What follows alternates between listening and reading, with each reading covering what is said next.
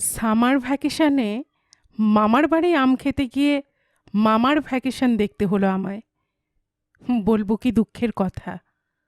আর সেই ভ্যাকেশনে আম খাবার পালাটা আমার কাবার হলো। এক পৌষে শীত যায় না ঠিকই, কিন্তু সেই এক সামারেই সামার গেল আমার। মামার বাড়ি গিয়ে মামার ভ্যাকেশনটা কাটাবার মজাটা খতম হয়ে গেল সেই ধাক্কায়।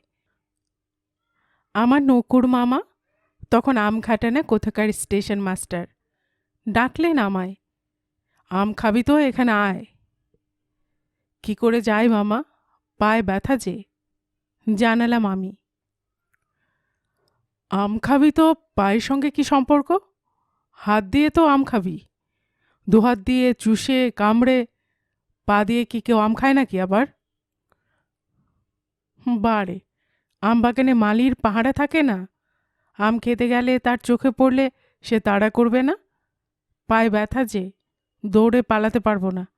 ঠ্যাঙানি খেয়ে ঠ্যাংটা ভাঙবে, মাঝখান থেকে পা হারাতে হবে আমায়। বুঝিয়ে দিলাম মামাকে।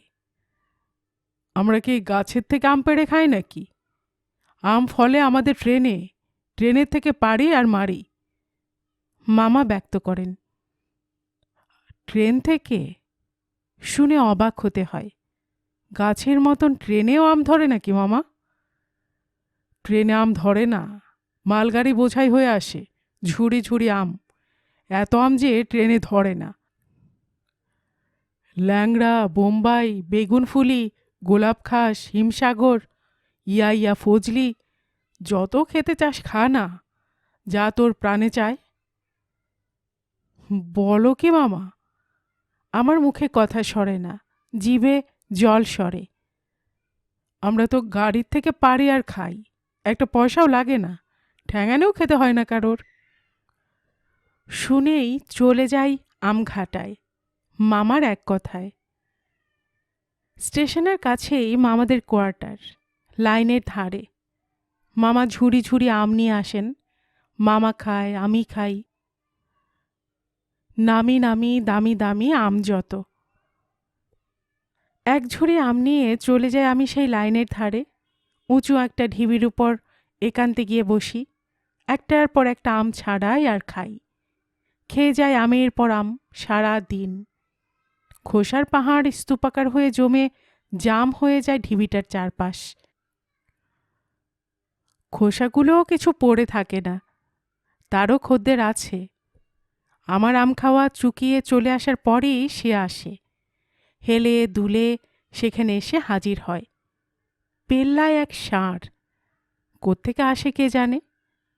আমার ষাঁড় ভাগ খেয়ে খতম করার পর সেই ষাঁড়টা আমের অসার অংশ এসে হজম করে।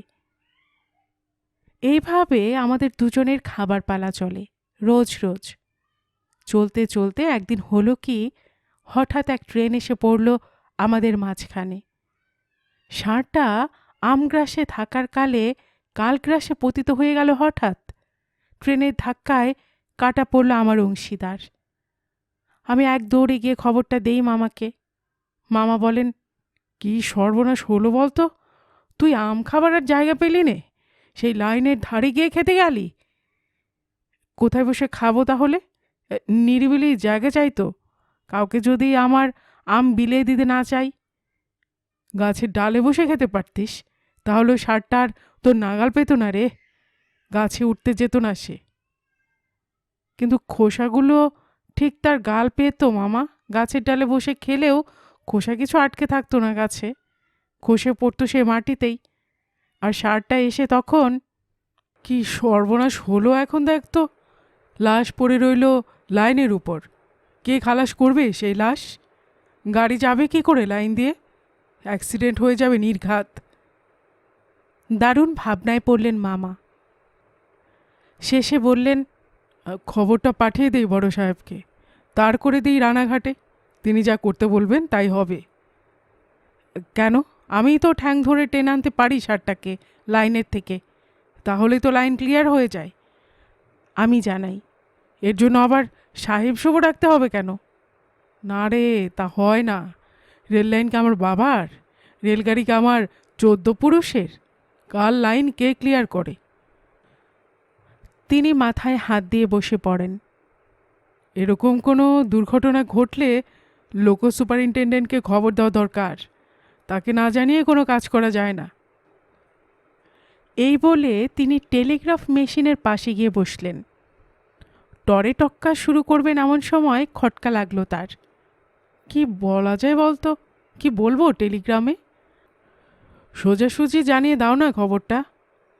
পাগল, সোজাসুজি বলা যায় নাকি কখনো? অনেক বোঝাবুঝির আছে এর ভেতর। অমনি দিলেই হলো খবর? খাস বিলিতি সাহেব, খাসে ইংরেজিতে দিতে হবে না? বলছিস কি তুই? আমি আবার কি বলবো? তুমি বলো না কি বলতে চাও। আমি বললাম, এই তো আমি লিখেছি রে। বলে তিনি নিজের মুসাবিদাটা দেখালেন। 1 cow is run over। বেশ তো হয়েছে মুসাবিদা, অসুবিধাটা কোথায়? আমি জানতে চাই। কাউ হবে না বুল হবে, এই হচ্ছে কথা। তিনি জানান। দেখায় তো দৌড়ে গিয়ে, গরুটা মেয়ে গরু না ছেলে গরু? তাতে কোথায় আটকাচ্ছে মামা? গরু হলেই হলো। আমার বক্তব্য রাখি। অকারণে দৌড়ঝাঁপ আমার ভালো লাগে না। তাছাড়া ছেলেরা কি গরু হয় না? ক্লাসে আচারিত কত ছেলেকে মাস্টারদের কাছে অকাতরে গরু আখ্যা পেতে শুনেছি।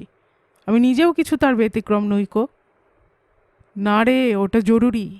ছেলে গরু কি মেয়ে গরু জানা দরকার। সাহেব বলে কথা, দেখায় চট করে। অগত্যা দৌড়তে হলো অকুস্থলে। মেয়ে গরু মামা, এসে জানালাম হাঁপাতে হাঁপাতে। ব্যাস, এই তো হলো, হয়ে গেল বলে উল্লসিত হলেন মামা। তারপর লিখলেন, Mrs Bull run over, advice সলিসিটেড। চলে গেল টেলিগ্রাম। সারবার্তা নিয়ে রানাঘাট জংশনে মামার তার বার্তা। তারপর ওদিকে টরে টক্কার খবর পেয়ে না বেটক্করে পড়ে গেলেন লোকো সুপারিনটেন্ডেন্ট। তিনি ছিলেন মিস্টার বুল। তার ওই বুল নাম মাতুলের জানা ছিল না। ঘটনাচক্রে হয়েছে কি, তার স্ত্রী সেই ট্রেনেই সেদিন যাচ্ছিলেন যেন কোথায়। টেলিগ্রাম পেয়েই তো সাহেব হাউ হাউ করে কেঁদে উঠলেন। আর কাঁদতে কাঁদতে তারপরে তিনি স্পেশাল ট্রেনে ছুটে এলেন সেই স্টেশনে। My Mrs Bull has expired. Oh, কেঁদে পড়লেন এসে তিনি মামার কাছে। Oh my dear Mrs Bull. No cry sir, not very important matter. সান্ত্বনা দিতে গেলেন মামা। আর আড়ালে ডেকে জিজ্ঞাসা করলেন আমায়, 7 ছেলের মার ইংরেজিটা কি হবে রে? গরু ছেলে গরু মেয়ের সবাইকে জড়িয়ে। Mother of boy cows and girl cows. How no important cow. হাউমাউ করে শুধলেন সাহেব, আর কাঁদতে লাগলেন হাউমাউ করে। Not very valuable Mrs Bull, sir, not much compensation to be paid to anybody. She is mother of at least 7 boy and girl cows. Gives no milk, I doubt. Mother of 7? So what? ঝাঁঝিয়ে উঠেছেন সাহেব।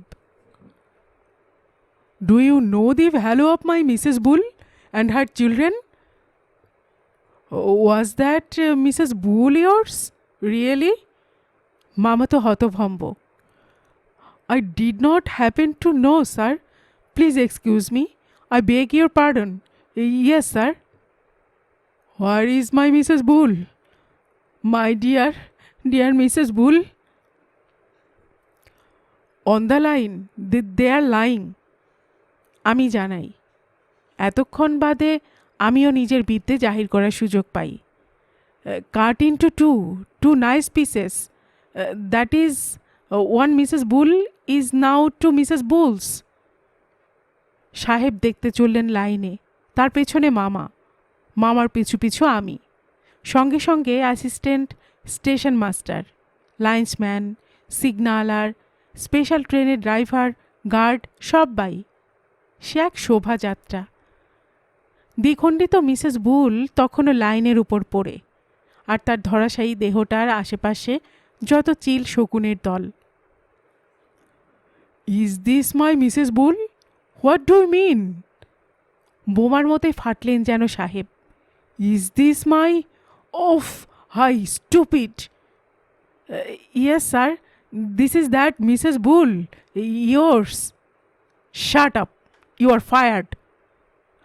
Fire? হোয়ার?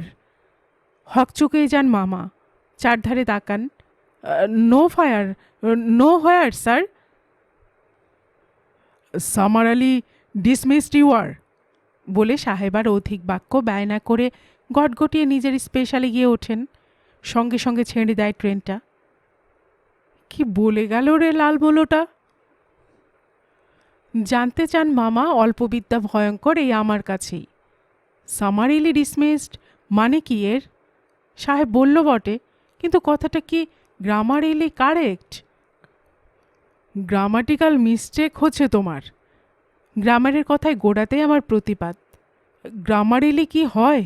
Grammatically বলো। Grammatically ঘুরে দাঁড়ান মামা। তোকে বলেছে grammar শেখাতে এসেছিস আমাকে, তোর মামাকে? খাপ্পা হয়ে ওঠেন তিনি। সামারিলি যদি হতে পারে, গ্রামারিলি হবে না কেন? মোদ্দা কথাটা হচ্ছে তোমার ডিসমিস হয়ে গেল, চাকরি খতম তোমার। সোজা কথায় আমি বোঝাতে চাই। ঢের আগেই টের পেয়েছি, কিন্তু সামারিলি কেন তাই তো আমি জানতে চাইছি রে। সামার মানে গ্রীষ্মকাল, জানো তো মামা। বোঝাতে হয় আমায় তখন। আর এই সামারেই তো যত ভ্যাকেশন হয়ে থাকে, স্কুলের কলেজের কত কির হয় না? জানি জানি, যেমনটা তোর এই সামার ভ্যাকেশন হয়েছে। হ্যাঁ, যেমন আমার এই সামার ভ্যাকেশন চলছে এখন, তেমনি তোমারও এবার ভ্যাকেশন হয়ে গেল এই সামারেই। আমার আবার ভ্যাকেশন কি? আমি কি স্কুল মাস্টার? স্টেশন মাস্টার তো আমি। আমার আবার ভ্যাকেশন হয় নাকি কখনো?